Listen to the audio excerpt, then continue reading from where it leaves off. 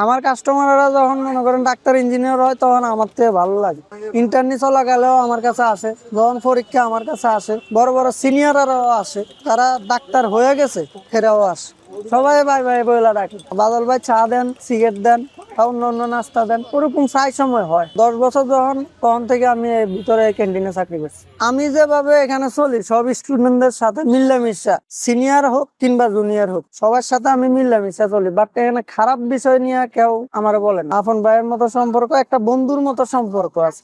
অনেক কিছু অনেকজনে শেয়ার করে। আর রাত্রে যখন 10টার পর তখন বুয়েট থেকে আসে, আর আমাদের ঢাকা মেডিকেলের বক্সিবাজারের যে রাব্বি হলটা আছে ওইখান থেকে মনে করেন ক্লাস শেষ হলে আসে, রাত্রে প্রায় 1:30-2টা পর্যন্ত আসা যাওয়া আসে। আড্ডা দেওয়ার মতো একটা জায়গা আছে ভালো। সবচেয়ে বেশি আড্ডার লেগে জমে হলো চা সিগারেট, পাশাপাশি অন্য অন্য কিছু না, সবাই মিলে দিলে খায়। আলহামদুলিল্লাহ ভালোই লাগে যে ব্যবসাতে একটা মন মানসিকতা থাকে, ওটা থাকে সবসময়, কাস্টমার থাকে। ডাক্তার ইঞ্জিনিয়ার হওয়ার আগেও কিন্তু আমার সাথে ভালো একটা সম্পর্ক থাকে, যেহেতু আমরা পাশাপাশি হলে থাকি।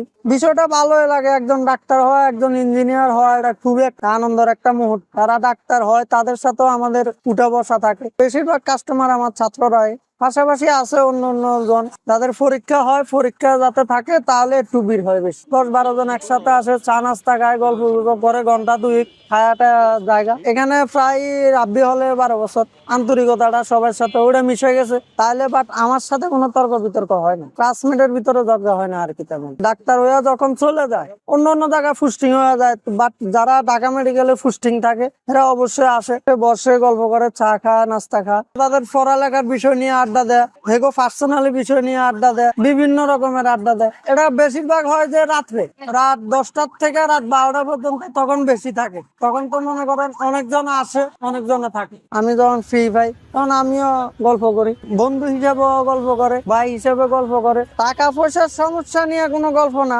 সুখ দুঃখের গল্পটা এরকম এরকম নিজে একটা কিছু করার লাগে, ওটাও একটা গল্প। যদি বেশি কোনো পার্সোনালি হয় তাহলে বলেন। যদি আপনার ছোটখাটো ঝগড়া, ছোটখাটো বিবাদ, ভালো কিছুও শেয়ার করে বা অন্য কিছুও শেয়ার করে, ফলে থাকি বিদায় অনেক সময় অনেক রকমের গল্প বলে আর কি। সিনিয়র যারা আছে তাদেরও ভাই বলা, যারা একটু জুনিয়র আছে তারাও ভাই বইলা ডাকে। এখানে তো ব্যবসা করতে করতে ভাই হয়েছি প্রায় 1 বছর। পরিবারের একটা হাল ধরার মতো তখন কেউ ছিল না। আমার বড় ভাই যারা সবাই ছিল তখন বিয়ে হয়ে গেছে, এরপরে আমরা ছোট ভাই ছিলাম 3টা। তো ওই বিষয়টা মনে করেন যে আমি পড়ালেখা করবো, আমার ওই টাকাটা কেউ দিতে পারতো না, এর লাগা চাকরির পিছনে চলে গেছে। ওরকম খারাপ লাগার মতো বিষয় নাই। এই জায়গাটা অ্যাকচুয়ালি কেন জমজমাট থাকে, কারণ হলো সারা রাতি প্রায় এই জায়গাটা খোলা থাকে। মোড়ের চা নাস্তার দোকান সবসময় খোলা থাকে। আর হল লাইফ তো আসলে স্টুডেন্টরা হলো সারা রাতি প্রায় জায়গায় থাকে। তো হল থেকে যখনই তাদের কিছু খাইতে ইচ্ছা হয় বা হলো চা সিগারেট কিছু খাইতে হলে এখানে চলে আসে। এখানে এমন হয় যে